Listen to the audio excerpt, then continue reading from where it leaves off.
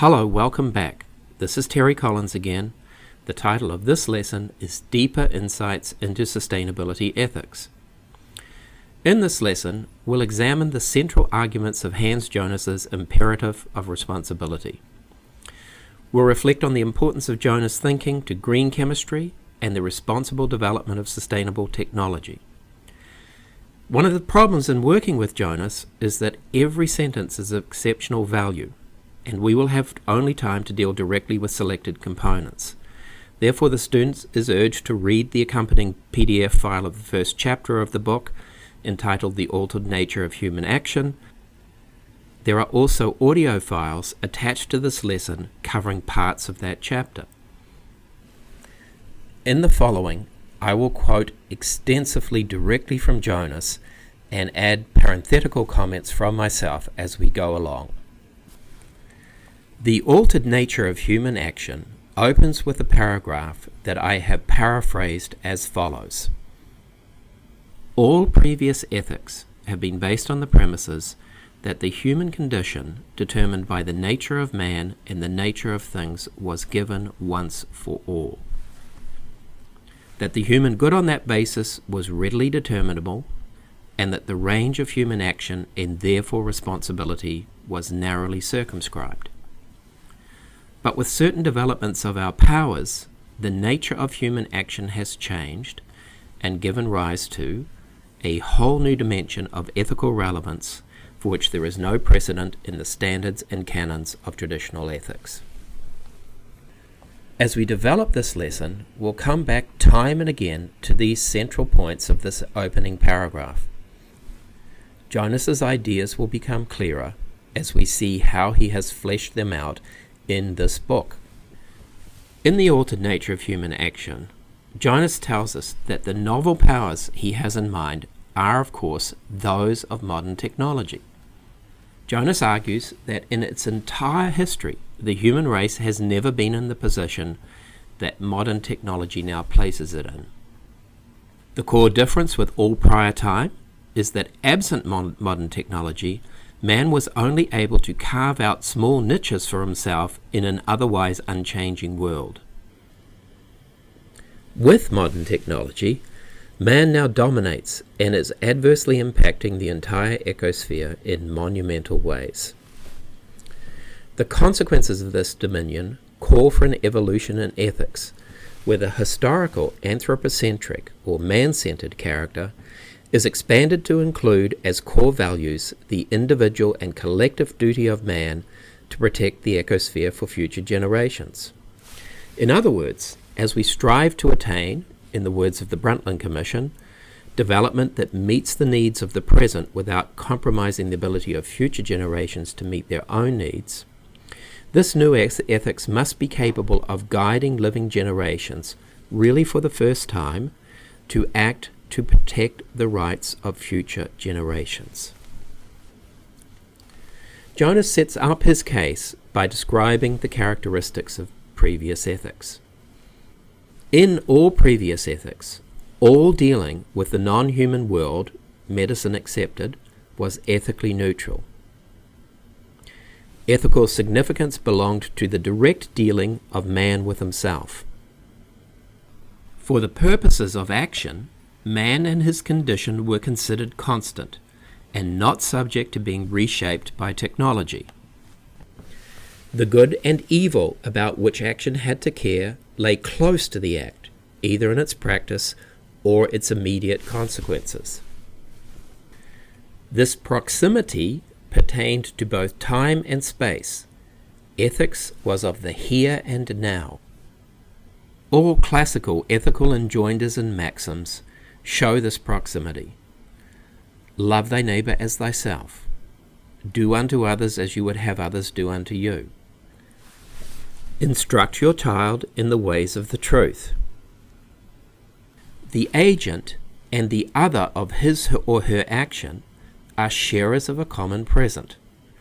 All morality was geared to close proximity. Moreover, the knowledge required, besides the moral will of course, was of a kind readily available to all persons of good will, and did not require special expertise or high cognitive ability. All this required a general conception of the human good as such, a conception predicated on the presumed invariables of man's nature and condition. The knowledge proper to virtue of the where, when, to whom, and how stays with the immediate issue, in whose defined context the actions as the agent's own takes its course and within which it terminates. The good or bad of the action is wholly decided within that short-term context. Its authorship is unquestioned, and its moral quality shines forth from it, visible to its witnesses. The short arm of human power did not call for a long arm of predictive power. Precisely because the human good, known in its generality, was considered to be the same for all time, its realization or violation takes place at each time, and its complex locus is always the present.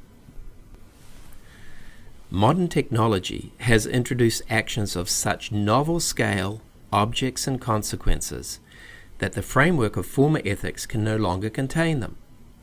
Those having to do with hazardous substances are the subject of our course.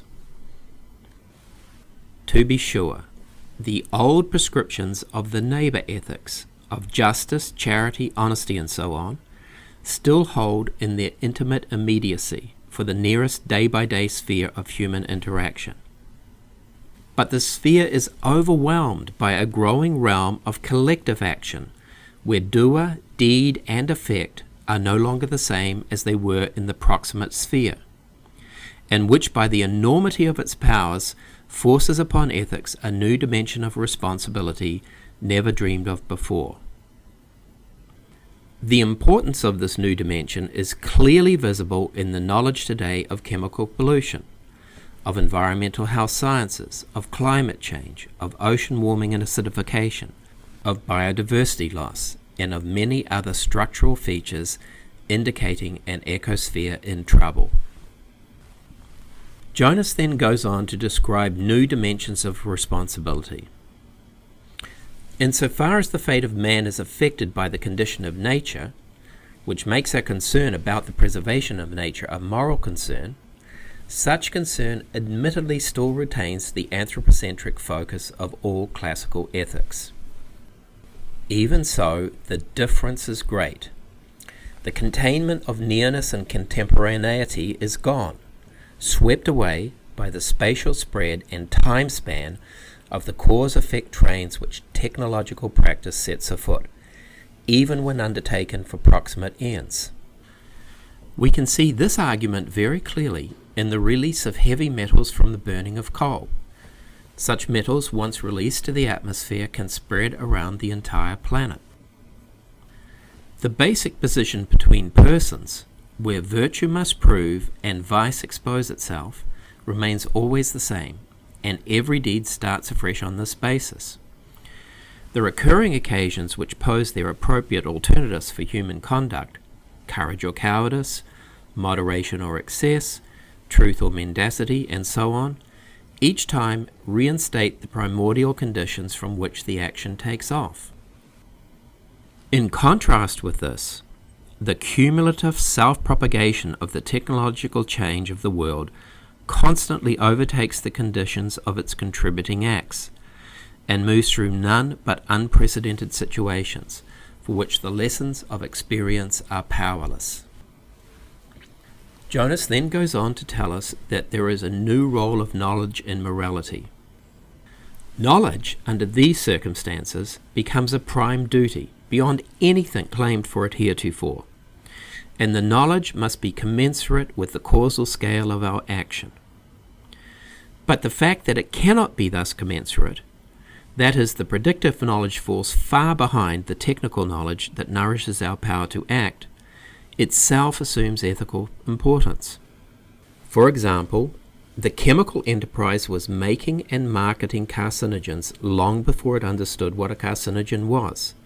Exactly the same is true with endocrine disruptors. So green chemists must learn and prioritize what is known about toxicity and ecotoxicity to be able to design to reduce or eliminate hazardous substances. And the field must be ready to adapt when new forms of toxicity are discovered. No previous ethics had to consider the global condition of human life and the far-off future, even existence of the race. We have considered some of the sections now in Jonas's Altered Nature of Human Action. In the remaining sections, Jonas covers much territory. For example, he considers the proposition that nature may have rights also, and discusses the implications for ethics. He goes on to examine technology as the calling of mankind. The arguments go like this. Now, modern technology has turned into an infinite forward thrust of the race, its most significant enterprise, in whose permanent self-transcending advance to ever greater things, the vocation of man tends to be seen, and whose success of maximal control over things and himself appears to be the consummation of his destiny. Technology, apart from its objective works, assumes ethical significance by the central place it now occupies in human purpose. In the image he entertains of himself, the programmatic idea which determines his actual being as much as it reflects it, man is now evermore the maker of what he has made and the doer of what he can do, and most of all, the preparer of what he will do next. But, Jonas asks, who is this he? Not you or I, he answers. It is the aggregate, not the individual doer or deed that matters here, and the indefinite future, rather than the contemporary context of the action, constitutes the relevant horizon of responsibility. So this brings us to Jonas's new imperative. He discusses many other insights into the impact of technology on man and his moral condition. But when all is said and done, he brings us to a critical imperative which responds to the new type of human action, and he states it thus: act so that the effects of your action are compatible with the permanence of genuine human life. Or expressed negatively, act so that the effects of your action are not destructive of the future possibility of such life. Or simply, do not compromise the conditions for an indefinite continuation of humanity on earth. Or again, turn positive, in your present choices, include the future wholeness of man among the objects of your will. Now remember that this imperative, stated in one or other of the forms just announced, is meant to achieve the standing of a statement like, love thy neighbor as thyself. If it is able to achieve such a standing, it has the ability to reshape the whole ethical posture of our civilization, such that development in the present can be carried out without compromising the ability of future generations to meet their own needs. As Jonas explains in his chapter in more detail than we will go into here, the new imperative says precisely that we may risk our own life, but not that of humanity. And then Jonas goes on to acknowledge a key difficulty. Why we do not have this right, why on the contrary we have an obligation towards that which does not yet exist and never need exist at all, an obligation not only towards its fortunes in case it happens to exist, but towards its coming to exist in the first place, to which as non-existent it surely has no claim. To underpin this proposition theoretically is by no means easy, and without religion perhaps impossible. At present, our imperative simply posits it without proof as an axiom. In other words, Jonas was unable to prove to himself and to others that we have this obligation to future humanity. But when the individual thinks with head and heart about the clear fact that we are simply custodians of the species on earth for the short period of time that we live on the earth, and experience the love and warmth when we bring a child into the world, or when we have grandchildren, then surely we would each of us want this to continue into the future for other human beings, such that we can consider the necessity of the axiom to be self-evident. Moreover, the new imperative addresses itself to public policy rather than private conduct, which is not in the causal dimension to which that imperative applies. And in contrast with pious short-range ethics, the new imperative extrapolates to a predictable real future as the open-ended dimension of our responsibility. Green chemistry's mission maps beautifully onto this future-oriented commitment to responsibility. Well, this is the end of the first set of lessons that we've produced in the introductory phase of this work. It's intended as a lead-in to a much larger body of work. As we add material in the future, we will analyze in more depth the principles of green chemistry and work our way along each shelf of the bookcase, producing first an example book at each location and then expanding the material for all shelves. Through collaborations currently being constructed, we will feature new knowledge and insight that green chemists need to more effectively design chemical products and processes that reduce or eliminate the use and generation of hazardous substances. Thank you very much for spending your time with my colleagues and me in this endeavor to introduce green chemistry to the world via the internet.